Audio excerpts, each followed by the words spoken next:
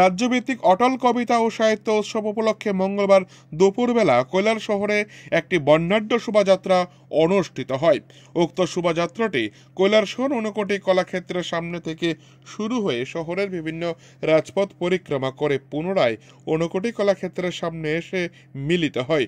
উক্ত শোভাযাত্রায় উপস্থিত ছিলেন চণ্ডীপুর বিধানসভা কেন্দ্রের বিধায়ক তথা রাজ্য সরকারের মন্ত্রী টিঙ্কু রায়, রাজ্য তথ্য ও সংস্কৃতি দপ্তরের উপদেষ্টা কমিটির সহসভাপতি সুব্রত চক্রবর্তী, ঊনকোটি জেলা পরিষদের সভাধিপতি অমলেন্দু দাস, কৈলাসহরের মহকুমা শাসক প্রদীপ সরকার সহ আরও অনেকে।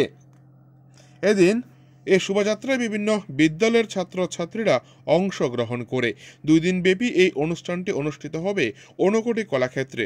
আগামীকাল মন্ত্রী টিঙ্কু রায়ের হাত ধরে উক্ত অনুষ্ঠানের শুভ উদ্বোধন করা হবে, চলবে চলতি মাসের 26 তারিখ পর্যন্ত।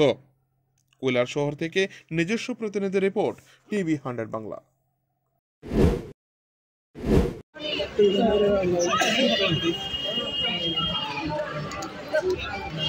দেখুন, এটা হচ্ছে অটল কবিতা ও সাহিত্য উৎসবের দ্বিতীয় বর্ষ। গত বছর থেকে আমাদের রাজ্য সরকারের সিদ্ধান্ত অনুযায়ী তথ্য সংস্কৃতি দপ্তর এই অনুষ্ঠানের আয়োজন করছে। গত বছর সেটা গোমতী জেলার উদয়পুর মহকুমাতে হয়েছিল। এবার দ্বিতীয় বর্ষে কৈলাসহর ঊনকোটি জেলার কৈলাসহরে অনুষ্ঠিত হচ্ছে ঊনকোটি কলাক্ষেত্রে।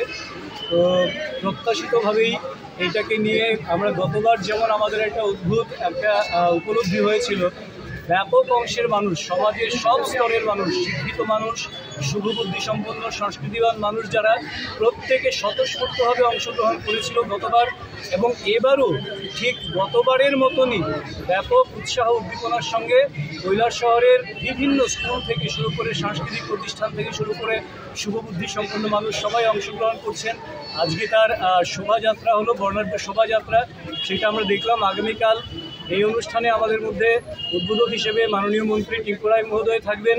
বাকি আমাদের বিশেষ অতিথি হিসেবে আমাদের আসাম থেকে আসছেন দিগন্ত বিশ্ব শর্মা মহোদয়, যিনি সাহিত্য একাডেমি পুরস্কার প্রাপ্ত এবং বেশ কয়েকটা ইউনিভার্সিটিরও তিনি প্রধান উপদেষ্টা।